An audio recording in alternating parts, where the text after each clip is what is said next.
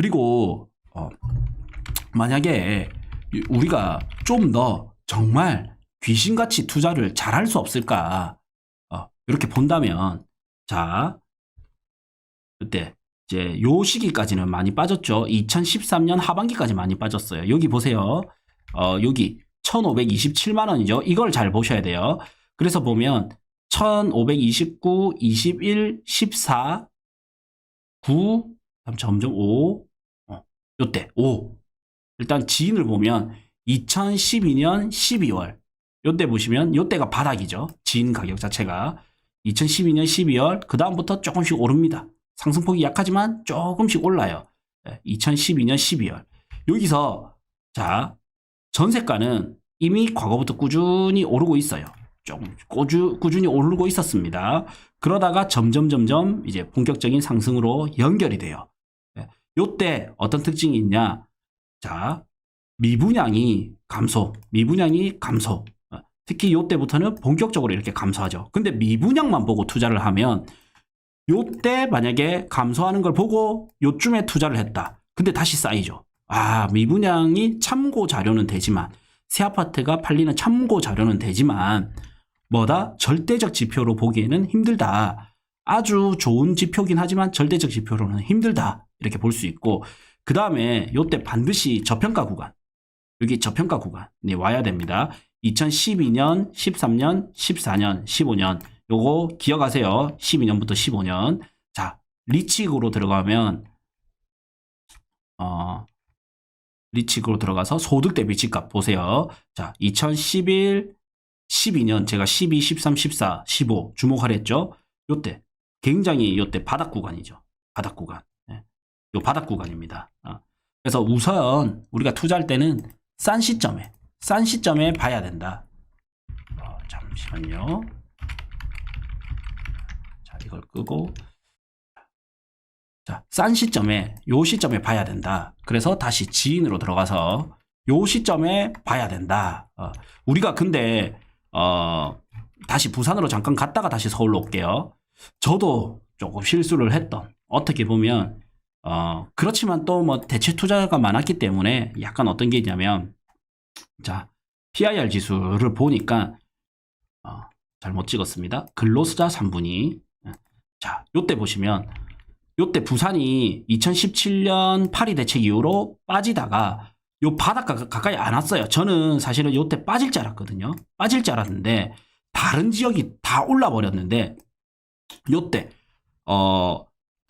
대구, 인천 대비해서 부산이 너무 싼 거예요. 오히려 대전보다도 좀 싸다는 느낌이 들었던 거예요. 그러고 있는데 규제를 땅 하고 풀어버리니까 2019년 11월이었죠. 규제를 풀어버리니까 올라가더라고요. 올라갔어요. 그래서 평균보다 아래 살짝 아래였는데 이 평균선이죠. 빨간색이 평균선보다 살짝 아래. 저는 거의 한 요 정도 가깝게 올 줄 알았는데 안 왔어요. 안 왔고 오히려 다른 데보다 싸다는 생각에 팍 올라 버렸거든요. 그래서 이게 신이 아닌 이상은 완전 바닥을 잡기는 힘들겠다. 그런데 이제 저평가 구간 내에 있을 때 사야 되겠다라는 거는 나오죠. 완전 바닥은 아니지만 요 당시에 부산을 잘 투자했으면 괜찮았잖아요. 이 당시에 이렇게 괜찮았잖아요. 그래서 저평가 구간이면 나쁘지는 않다. 내가 신이 아닌 이상 완전히 바닥을 알기는 힘들다. 자, 다시 서울 부동산 지인에 로그인해서요. 지역 분석에 들어오면 돼요. 지역 분석에 들어오면 이렇게 바로 들어올 수가 있거든요. 그 다음에 전체에서 서울을 찍어도 되고 아니면은 바로 지도에서 서울을 찍거나 전체에서 서울을 찍고 검색을 누르면 됩니다. 그러면 이렇게 들어올 수가 있어요. 자, 다시 돌아옵니다. 여기서 중요한 거 PIR 지수 중요하다 했죠. 그 다음에 그래야 저평가인지 고평가인지 알 수 있으니까. 그 다음에 저는 시장 강도 잘 안 봐요. 저는 참고로 좀 잘 안 봐요. 그 다음에 거래량 엄청 중요해요. 자, 거래량 볼게요. 그 다음에 심리 중요합니다. 거래량이 제가 엄청 중요하죠. 심리 볼게요. 자, 일단 심리 지우고 헷갈리니까 자 여기서 거래량에서 뭐를 주냐면 전월세 평균 거래량 지우고요. 전월세 거래량 지우세요. 우리는 일단 궁금한 건 매매 시장입니다. 매매 시장이고 시장 강도 지우세요. 자,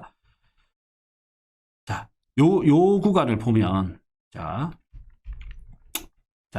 요때 제가 요때가 너무 비싸서 그렇지 요때가 너무 비싸서 그렇지 요 구간을 과거장으로 오겠습니다. 뿅 요렇게 오겠습니다.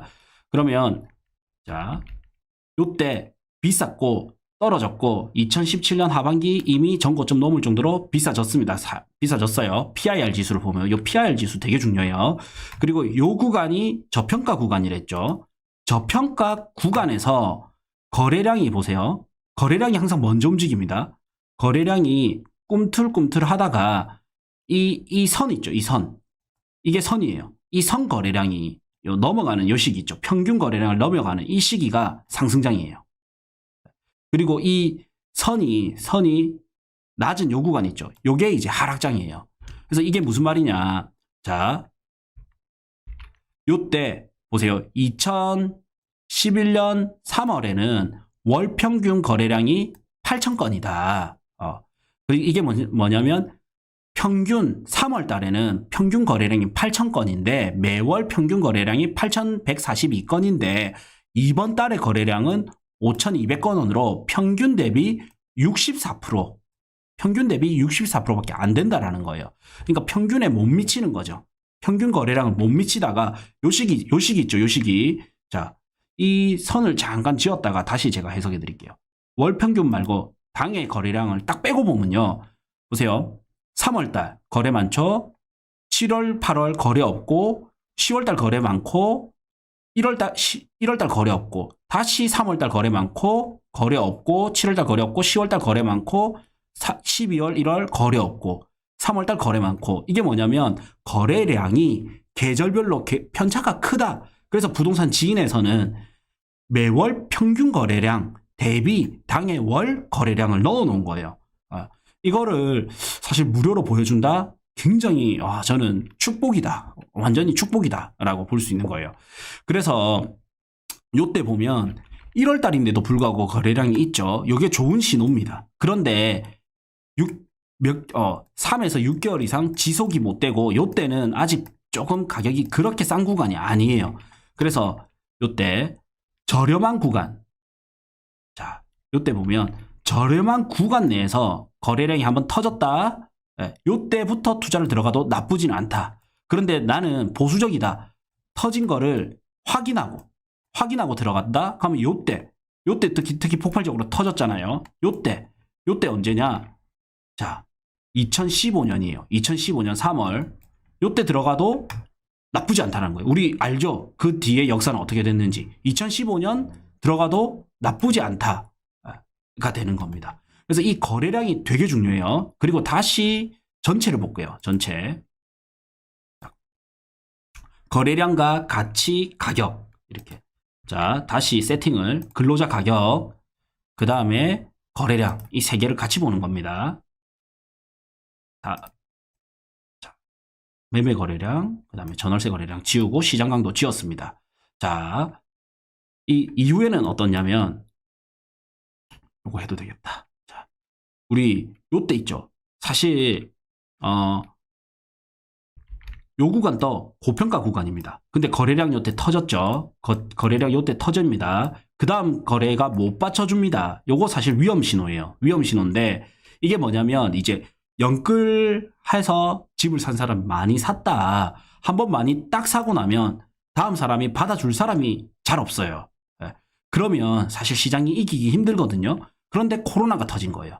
그리고 항상 마지막에는 어떠냐면 요때 폭발적 거래량인데 비싼 구간 내에 요 빨간색이 평균이에요. 잘 보이실지 모르겠지만 이 빨간색 선 있죠. 이게 평균이에요. 평균 14.5인데 평균보다 높다. 그래서 평균보다 높은 시절에 거래량이 터졌다. 다음 사람이 받아줄 사람이 없다. 이제 빠지는 거예요. 자, 서울 이랬죠. 자, 세종시 가볼까요? 세종시.